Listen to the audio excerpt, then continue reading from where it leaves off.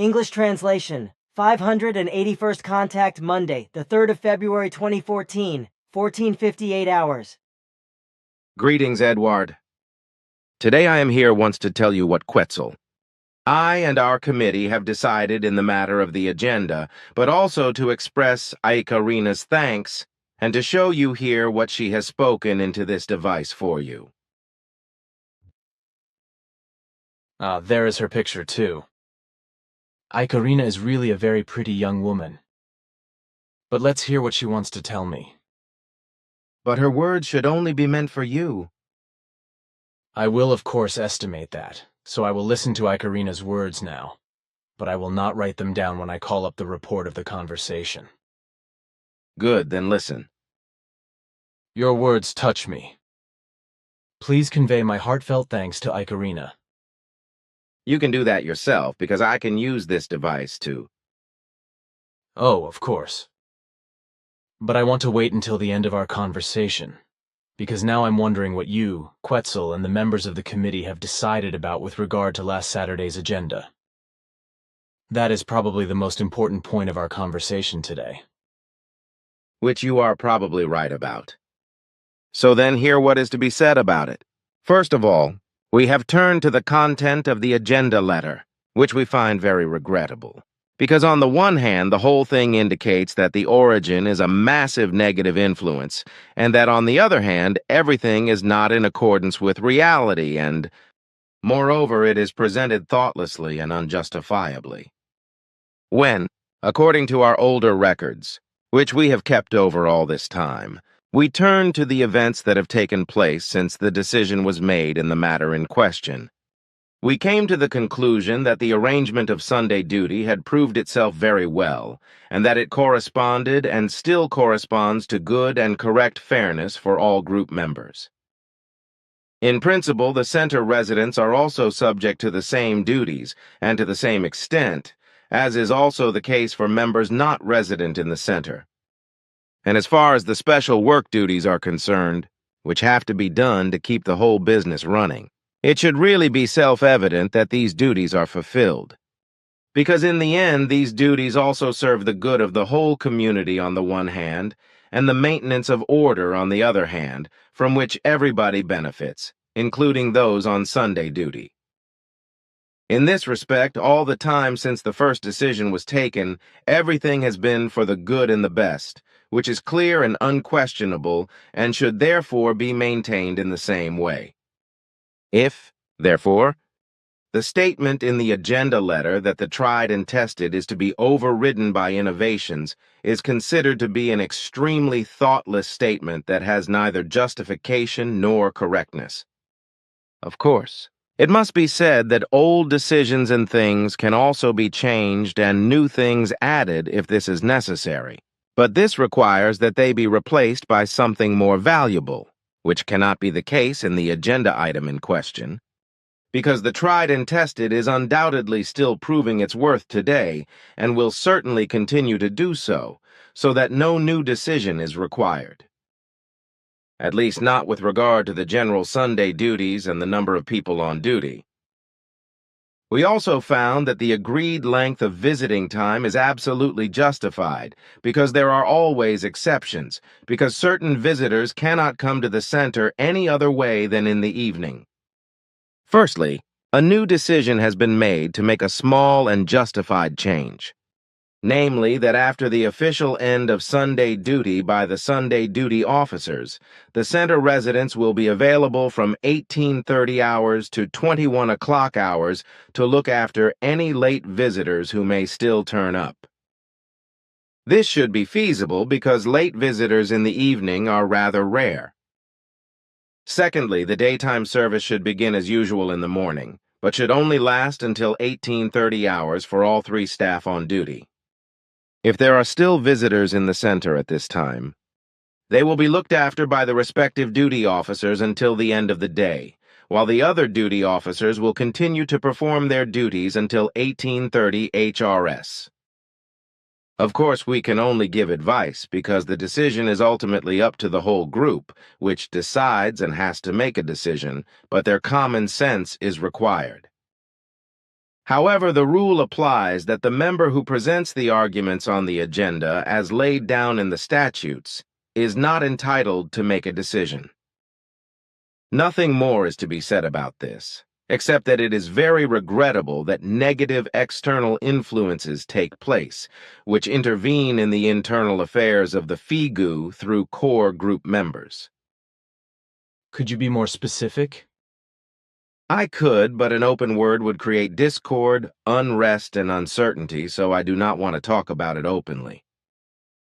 Moreover, I already explained some of the reasons for this during my visit on the 16th of January. But for you alone, I would like to say the following, which goes a little further. Thanks for your explanation, but let us talk about something else now. One question. There was a program on television about Earth, where it was said that the first oceans existed about 3.3 billion years ago. But as your father Svath explained to me in the 1940s, when I was interested in the origin of the Earth and life on it, our planet is said to have had a solid crust 4.3 billion years ago, and there was probably also a lot of water that could have collected into a sea even then. What he explained to me has not yet been proven, because investigations are still underway.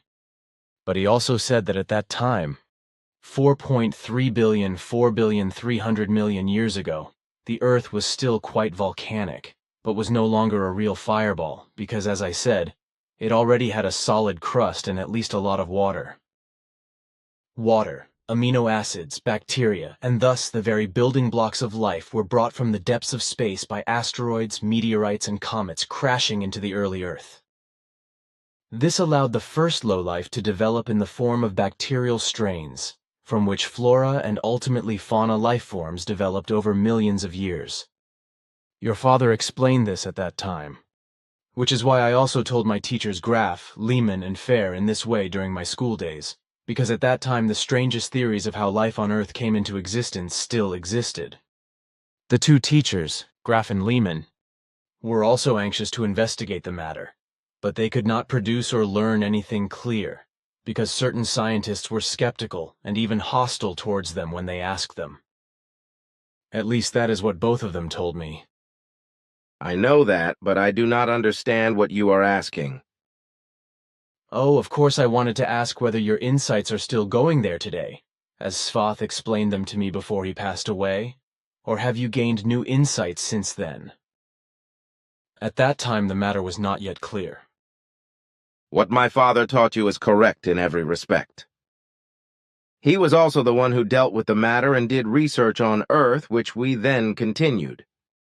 So, in fact, as late as the 1950s, after my father's departure, we gained new knowledge about the origin of the Earth. Also, in relation to the fact that we found evidence that a little more than 4.3 billion years ago, there actually existed a great sea, and that deposits were formed by it, which resulted in the form of corresponding layers of rock, which we found in 1956. So his assumptions were correct after all. But tell me, you said recently, when you were talking about the intestines, that when spread out in all their layers they would make about 14,000 square meters. Someone wondered about that and asked if I had made a spelling mistake. The figure is not correct because you wrote 10 too many. Because depending on the age and size of the human being, the whole thing varies, from early adolescents to adults between 700 and 1,400 square meters. However, it must be remembered that the intestines have thin layers that have to be separated and spread out, which only then gives the number of square meters.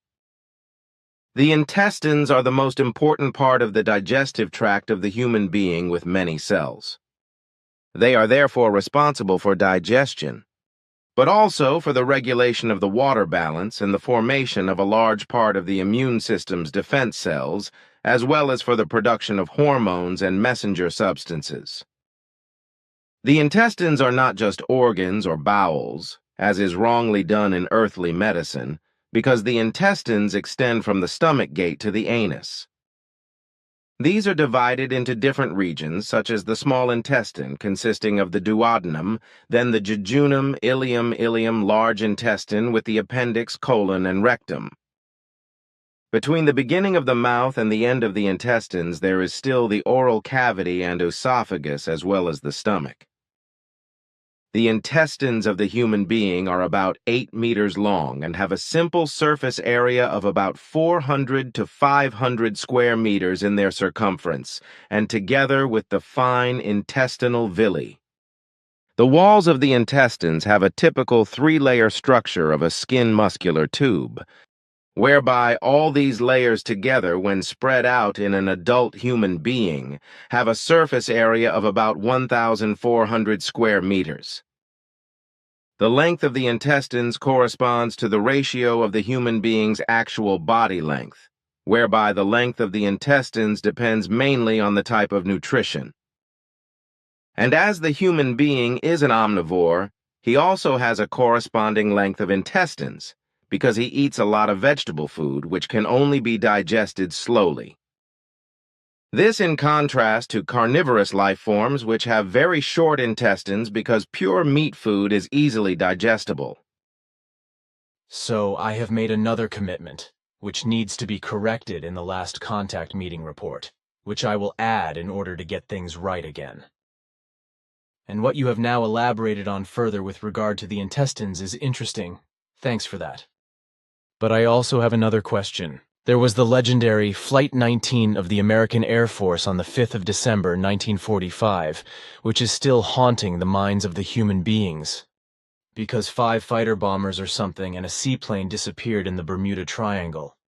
Even Svath, your father, spoke vaguely about this in 1949, mentioning that the 5 fighter planes in the Bermuda Triangle had been caught in electromagnetic vortices, which caused the onboard instruments to go crazy and fail.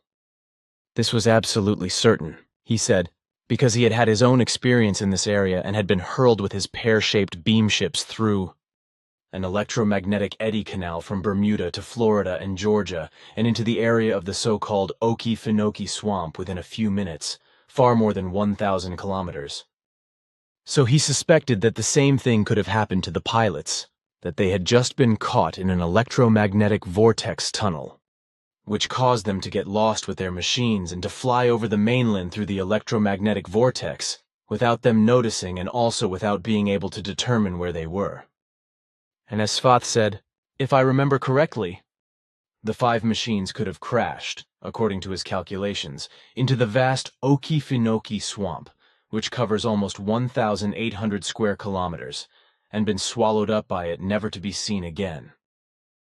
The swamp belongs to the U.S. states of Georgia and Florida. Maybe you know more about it? My father told me about it, but he explained it with reservations because what he said was only an assumption based on his own experience. He did not clarify the matter himself, nor did any of us, because it was not in our interest to do exact research to clarify the whole thing. That what Svath said was only a supposition is something I know, and I also said that. But what I wonder about the electromagnetic vortex tunnels is why do they occur especially in the Bermuda Triangle? We have clarified the whole question of the formation of such long electromagnetic vortices in our own interest. So I can say that they are based on an interaction of solar, cosmic, and very strong geomagnetic factors occurring in the Bermuda Triangle. So very strong electromagnetic forces from the Earth's interior are at work there, as they also occur, for example, in the Japanese Devil's Sea. These geomagnetic factors, in interaction with the electromagnetic energies of the Sun and other stars from the SOL range, create the phenomena of electromagnetic vortices, which act like wormholes, but which have so far only been assumed by terrestrial scientists to be theoretical. Since electromagnetic vortex tunnels, as you call them, actually build up again and again and therefore act like the theoretical wormholes, it follows that planes and ships, etc., that enter them are transported over hundreds and thousands of kilometers within a very short time, often only a few minutes, and the result is that the wormholes are not only the result of the electromagnetic vortexes, but also of the electromagnetic vortexes themselves. This is also the reason why, as in the Bermuda Triangle, no or only very rarely crashed aircraft or sunken small or large ships can be found. Precisely because these crash or sink into the sea hundreds or thousands of kilometers further away when they emerge from the electromagnetic eddies. It should also be pointed out that, on the other hand, in the Bermuda Triangle there is also a very strong northerly current in the sea which drives crashed planes or sunken ships hundreds of kilometers northwards, so that planes cannot be found at the sites of crashes or sunken ships cannot be found at the sites of their sinking. The Bermuda Triangle also has an increased incidence of monster waves, which cause ships to be torn down and swept away by the north current. This is something I know about ocean currents and monster waves because your father also talked about it in the 1940s. But look here, I copied something from the internet about Flight 19 if you're interested, because I wanted to ask you about it. Yes, if I may read it? Of course, here you go. Thanks. Ptaah reads. Probably the most mysterious disappearance of an entire season. Hardly any other disappearance of an aircraft or a ship in the Bermuda Triangle has been highlighted as much as the case of Flight 19, perhaps also because several objects disappeared without a trace. We are talking about 5 bombers of the US Navy. 5 Grumman IBM Avenger bombers left the Fort Lauderdale Naval Base in Florida at 14 o'clock hours on the 5th of December, 1945 for a routine training flight. The pilots of the bomber squadron were all experienced pilots. The aircraft that took off first reported ideal weather conditions. At 15:45 HRS, Flight Director Lieutenant Charles C. Taylor radioed the tower in Fort Lauderdale, "Call the tower. This is an emergency call. We seem to have gone off course. Cannot see country. Repeat, cannot see country." After the control tower made a query about their position, Lieutenant Charles C. Taylor answered, "Position not secure. Do not know exactly where we are. We are lost." The control tower then gave the order to set a course to the west. Lieutenant Charles C. Taylor's response was, "Cannot determine where west is." Nothing is right anymore, strange. Cannot tell the direction, not even the sea looks the same. Lieutenant Robert Cox, the chief flight instructor at Fort Lauderdale, was about to land when he heard this message. He thought he knew where Flight 19 was and radioed, "Flight 19, what is your altitude?" "I am heading south to meet you." Lieutenant Taylor's reaction to this was, "Do not follow me. You look like," after that, there was complete radio silence. The last communication from Flight 19 was at 16:30 HRS. When the last message from Flight 19 was received, a large Martin Mariner seaplane took off for a search operation. When it reached the presumed position of the bombers, it sent another message and then disappeared without a trace. In this way, 6 military aircraft were lost within a few hours. Now followed one of the largest air and sea search operations in history. But not even a small piece of wreckage was found. There were also no signs of survivors. To add to the mystery of Flight 19, the nagging question remains as to why Lieutenant Taylor did not enlist Cox's help. What did he see when he screamed, "You look like Lieutenant Taylor," probably did not want Lieutenant Cox to risk his life as well. Probably the crew saw something in the triangle that the Navy did not want to announce publicly for security reasons. If this event really happened in those December days, Flight 19 is probably the most puzzling event in the history of aviation. Other voices say that this account can be refuted by official reports. It gives the impression that the sky was cloudless at that time and that the crews were experienced pilots who knew their route well. According to other reports, the weather was good at the time of takeoff in Fort Lauderdale, but deteriorated increasingly during the flight. A search boat is said to have later reported unfavorable flight conditions and heavy seas. With the exception of Lieutenant Taylor, none of the crew members had much experience and had only completed about 300 hours of flight, of which only 60 hours were spent on this type of aircraft. Lieutenant Taylor, a war veteran with more than 2,500 flying hours, had just flown from Miami to Fort Lauderdale and were not so familiar with the area. This is also said to have been his first flight on this route. The slightly different variant. Well, there are also reports that the disappearance of Flight 19 and the search plane, a large Martin Mariner seaplane, is a normal accident. Allegedly, Lieutenant Cox was the first to hear the radio conversations between the squadron, which went as follows. Someone in the squadron asked Captain Edward Powers, the second most experienced pilot of Flight 19, what his compass indicated. He answered, "I do not know where we are. We must have come off after the last turn." Lieutenant Cox stepped in and said, "What is going on over there?" Lieutenant Taylor replied, "My compasses are both broken. I am trying to find Fort Lauderdale. I'm sure I'm over the Keys, but I do not know what altitude." These messages explain the fate of Flight 19, according to the skeptics, and Lieutenant Taylor and Captain Powers said they had taken a wrong turn and were off course. The aircraft were over Great Sail Cay in the Bahamas, but Lieutenant Taylor, who had never flown there before, was misled by the similarity between Great Sail Cay and the Florida Keys, which he knew well from his time in Miami. So he could not tell whether he was east in the Gulf of Mexico or west across the Atlantic. Lieutenant Cox gave Taylor instructions to fly to Fort Lauderdale from the Keys, adding, "What altitude are you at?"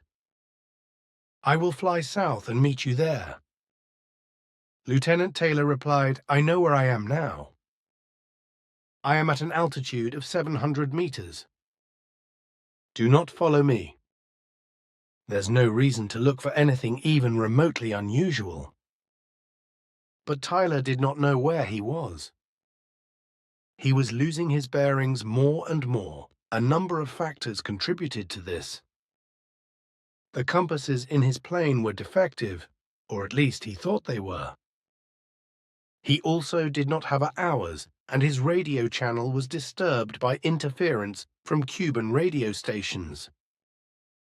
For fear of losing contact with the rest of the flight, he did not switch to the undisturbed emergency frequency. As dusk fell, he steered the plane first in one direction and then in the other.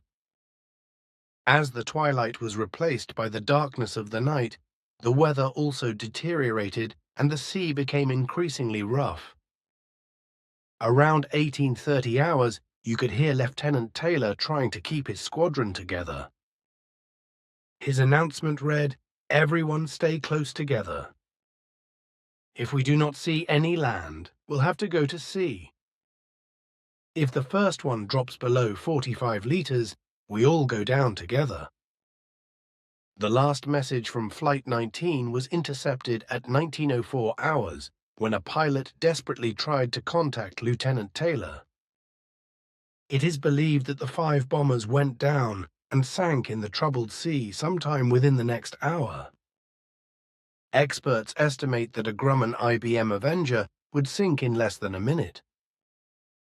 The immediate deployment of search aircraft was unsuccessful, as they were unlikely to be able to find the wreckage in darkness and bad weather conditions. Even in the case of the search aircraft used, which also disappeared, there are other representations than those which can be found in numerous books. Also this one, which took off from the Banana River Naval Base at 1930 hours and sent a routine departure message. A short time later, it is said to have exploded in the air. The disappearance can also be explained by the fact that the crew of the Gaines Millis, a passing freighter, observed flames flaring up in the night sky. The captain of the freighter, however, presented the incident somewhat differently. He had seen an aircraft catch fire and then fall into the sea. An explosion had occurred in the process. The commander of the USS Solomons, an aircraft carrier that took part in the search, assured him that it was the seaplane that exploded. The plane had been tracked on the radar screen since it took off from its base in Banana River to where it exploded and disappeared from the radar screen. Concluding remark. It remains to be noted that the case of Flight 19 is likely to be a case of a parting of the ways. The followers of the Bermuda Triangle theory probably see the mystery in this case. The opponents, who, to my sober judgment, are trying everything to take away the myth of this case and the story of the Bermuda Triangle. Who is now right, one can probably no longer say after so long. Unless one day details emerge that bring the absolute truth to light. Certainly, book authors who write about this area sometimes tend to be euphoric. But you cannot dismiss everything that you do not understand as just a pipe dream.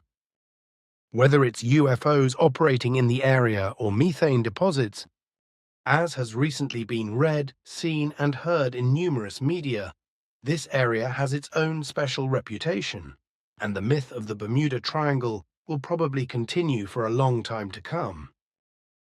That, Eduard, dear friend, what is written here is not known to me. Thanks for copying it for me. May I keep it? Sure. Then I would like to talk to you about some things in a private way. Besides, you want to say some words for Ikarina. Sure, of course. Then I want to say a few words for the girl and thanks.